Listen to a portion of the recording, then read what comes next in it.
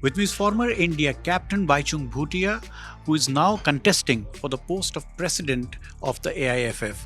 Let's ask what are the reasons for it. And Bhaichung, the first question obviously comes to everybody's mind is that you have,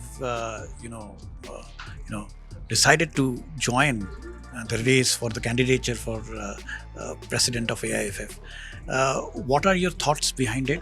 And why are you contesting? See, I think I don't need to really explain why, because football is what is given me everything. Today, if I've got Arjuna, Padma Shri, and my name is just because of football, and I think there is a great opportunity now which is opened up for me to come and serve my country and give it back to the sport, football. And I think I deserve it, and I'm the right candidate for it, and I know that I can change football. Obviously, over the last 75 years in football's history, from the time it's been formed, not a single footballer has been a president of All India Football Federation. And maybe I'm right as well, either in state association as well, none of the footballers have become president. So I think it's important that the players should come forward, and they need to get opportunity to run the administration. And I think Saurabh Ganguly has proved that players can do it successfully, because a lot of people have concept, no, players can't be good administrators. Give them the chance, give footballer the chance. And the way football right now it is, with the FIFA ban and a lot of things that's happening, I think it needs right management, it needs good management, it needs great plan with right strategy to change football and make football good. You talked about the right strategy and right plan. So, what are your plans for Indian football? Very simple. I think what right now we want is, we want good quality players coming. We want many players playing. Where do these players come from? These players come from states. But right now what is happening is, a lot of states are not being able to conduct leagues. They're not being able to do grassroots football program. It's just because of lack of infrastructure, and another major thing is lack of finance.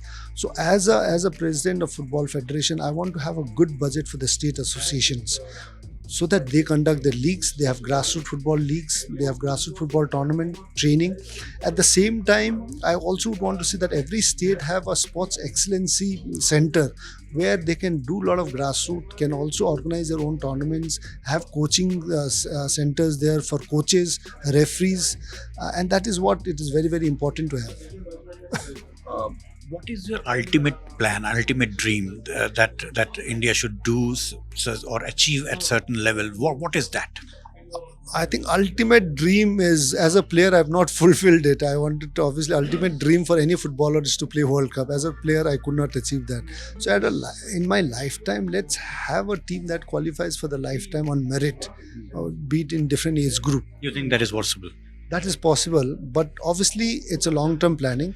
It needs reforms in AIFF. It needs right management in AIFF, and that's how it is possible. So that is my dream, and I'm sure a lot of football fans dreams across India. As an administrator, also, there was a time when India was ranked 161, 170 in 160s, 170s. From there, India came back to top 100. So, what was the experience during that time, and how did you manage to do that? See, I was a technical committee chairman then. Obviously, the rankings are given on the matches you play with the team you play. So sometimes it's important to be in top 100 or top as higher the rank, the easier it gets for you on a lot of qualifying rounds, qualifying matches. If you look at the draws as well, it makes a lot easier for the particular team. So if your ranking is higher, you tend to be put into a top pot, and you tend to initial stages tend to have easier rounds. So it is important for India, when we are ranked 170, any World Cup, Olympic qualifiers, we were only placed with teams like Korea, Japan, Iran. For us to really develop, obviously it's important to play them, but it has to be a slow development. So ranking coming top 100 was very, very important for Indian football, and also to confidence to a lot of footballers. So we played a lot of friendly and international friendly matches and tournaments which had good teams, but they were not Koreas in Japan, but above ranked, so that we could prepare well, play and defeat where we get maximum points, and play a bit more often. And that's how we played quite a lot of good teams, higher ranked, more often, with more organized, with the team much trained, where we got results and we managed to bring it to our top 100. And this was completely team effort from the federation. Okay.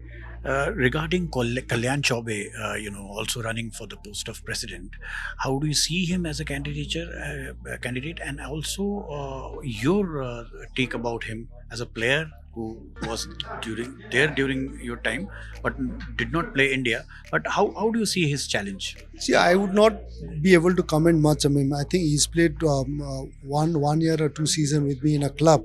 I've never played with him in India because when I captained India for 12 years, I don't think he was in the national team then.